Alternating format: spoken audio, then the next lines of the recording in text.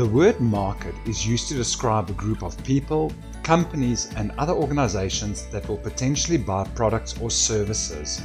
In other words, a market is a group of customers.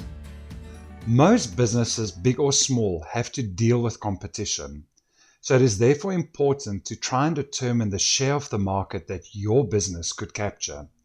This can be calculated if information is available, and it is normally expressed in rands. Now, the information that we refer to, I will demonstrate in the form of an example. You always need to know how many people are in a particular market, more or less how much do they earn per month, and what percentage of their income do they spend on certain services or products. So in this example, we assume that your college gave you permission to open a shop on campus selling t-shirts to fellow students. Your research on campus shows that the college has 1,400 students who earn an average of 800 Rand a month. Your research also shows that they spend approximately 7% of this income on clothing, and you believe that you will attract 2% of their business. Now, there are some key words that we need to look at. So when you do market research in a company, you need to establish how many people are within that market. In this case, 1,400 students at college. If, let's assume, you wanted to open a shop in a mall, you will determine how many people visit the mall on a monthly basis. You also need to figure out how much money per month this market earns. After speaking to the students on campus, you found out that they earn an average of 800 Rand a month and that they spend approximately 7% of this income on clothing. And this is very important to understand.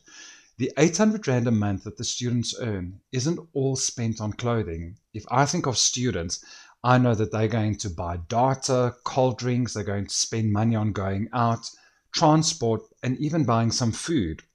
So only 7% of this 800 Rand a month is spent on clothing. But we also know that students won't just buy their clothes from one supplier. They can buy it online, they can buy from various shops in and around where they live, or they even can buy material to make their own clothing. So your research shows that students would spend approximately 2% of their income at your business. So if we look at the snapshot, now we know how many people are in our potential market, the number of students.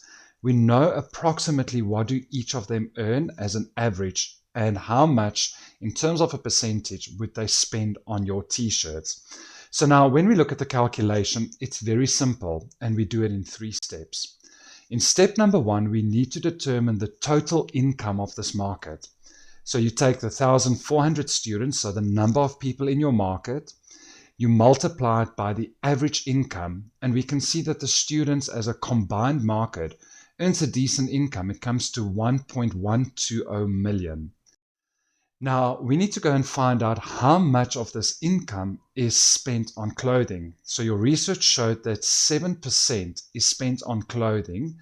Therefore, 7% of their total income comes to 78,400 Rand. Now, as I stated before, students won't spend all of their money at one company. So you will only attract 2% of this income that they spend on clothing. So therefore, you need to go figure out how much is 2%, the value in rands, that you will capture from the above amount. And therefore, 2% of the 78,400 will be 1,568 Rand.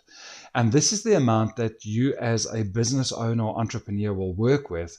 You will go do your research to see how much will it cost you to procure the t-shirts, how much does it cost you to maybe rent space at the college to sell the t-shirts, how much will go into your marketing, etc.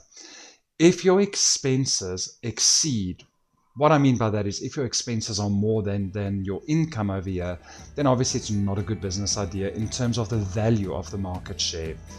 If your expenses are way below this amount, then it is something that you surely can consider.